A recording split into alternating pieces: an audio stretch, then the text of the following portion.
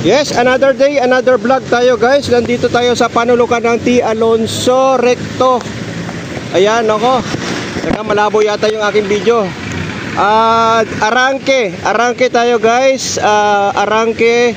So nandito tayo ngayon sa panulukan ng Recto T. Alonso. Yun, no? Shout out sa ating mga MTPB.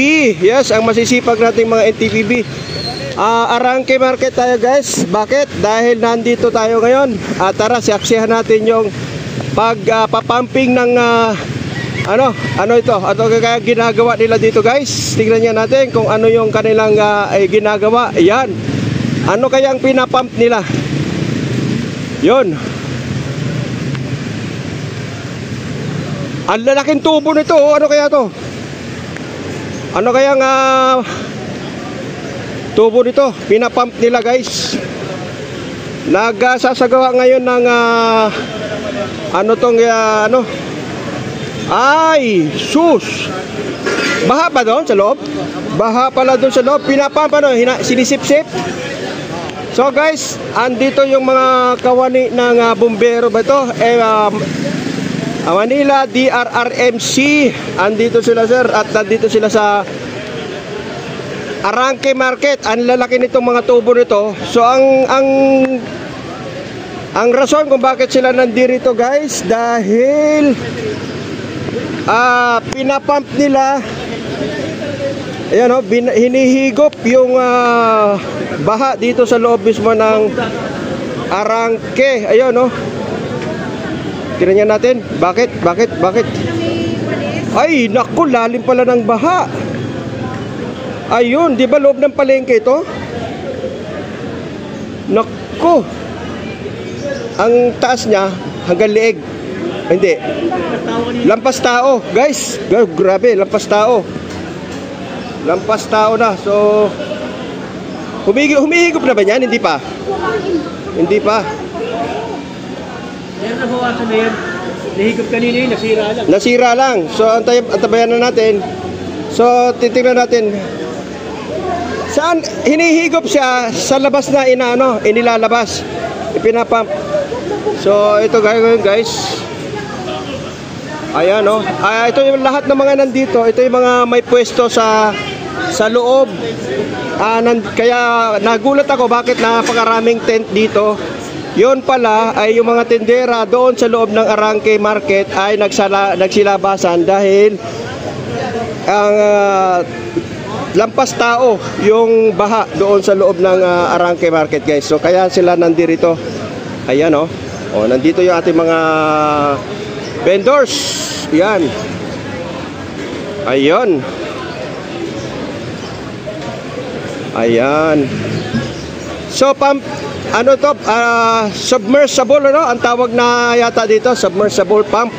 Napakalalaking tubo guys. Ngayon ang nandito para higupin yung naturang tubig sa loob ng Arangke market.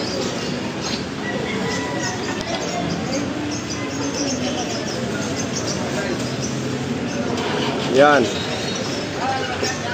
So nasa labas na yung mga tindera natin doon sa loob, no? Dahil pati yung mga hayop inakyat na dito. Ang taas sir? Ano, lampas tao na yan? Yes sir. Grabe guys, baha inaabot ako. Hi. Hello. Inaabot ako ng pusa. Ayan, guys. Arangke market ay lubog sa baha, lampas tao. Andito tayo sa Alonso Street Recto. At ito na nga ay tulong-tulong na inaayos nila yung pumping. Wait lang po tayo konti guys kasi tumigil yata, huminto yung pump, ano?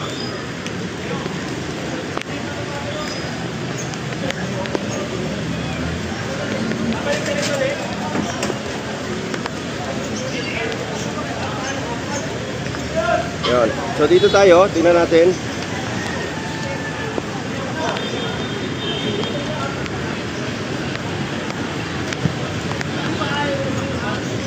So ito yung Manila disaster guys, ano? So walang tigil ito. Basta pagka mayroong baha, eh sila na yung maasahan nating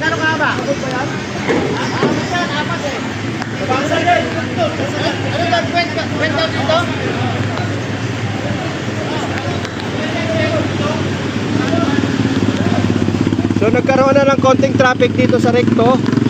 Going to ano po ito, Haquiapo, guys. So tingnan natin yung sitwasyon. So kahit maulan ay patuloy yung rescue.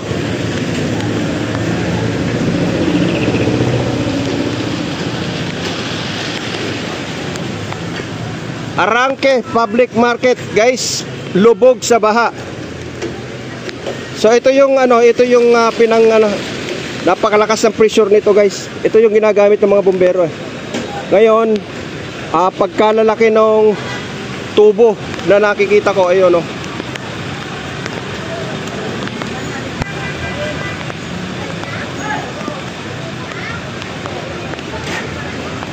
So nagpanik na, guys, yung mga mga tindera natin dito sa loob ng Arangke Market, sa loob mismo ng Arangke Market. Nagpanik na sila dahil biglang bumuhos ang pagkalakas-lakas na tubig, napuno ng tubig yung ilalim ng Arangke Market, punong-puno ng tubig. At di umano sabi ay lampas tao na. Ito yung ating mga kababayan, ng mga tindera, nandito lang sa labas.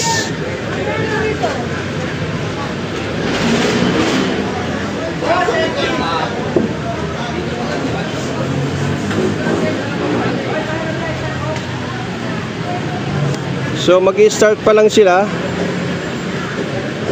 So ito yung panghigop, tapos itatapon yata dito yung yung tubig. Ayan, guys.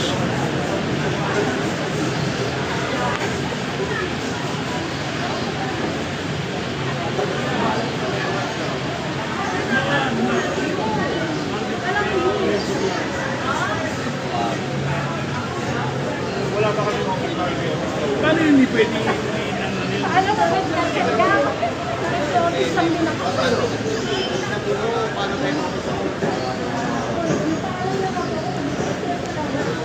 So Arangke Public Market.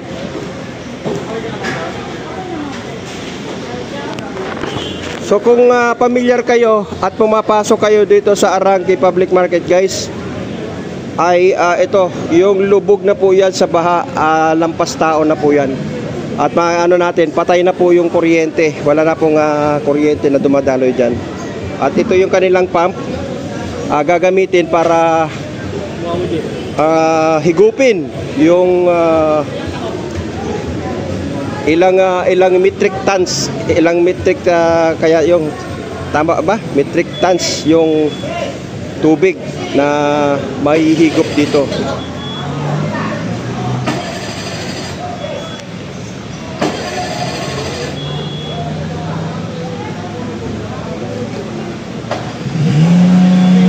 Yun, mandar na.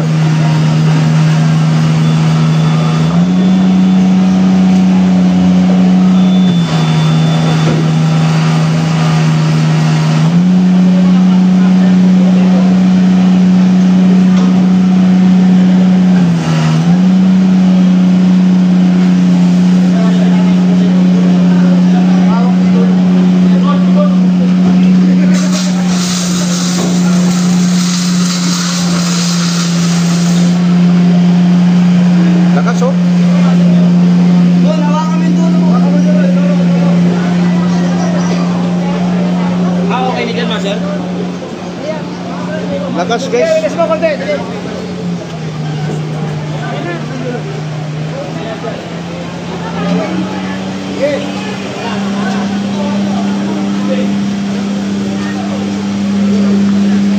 Yun na, oh.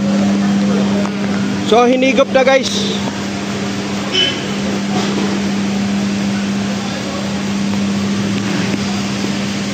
So yung tubig na yan galing sa ilalim.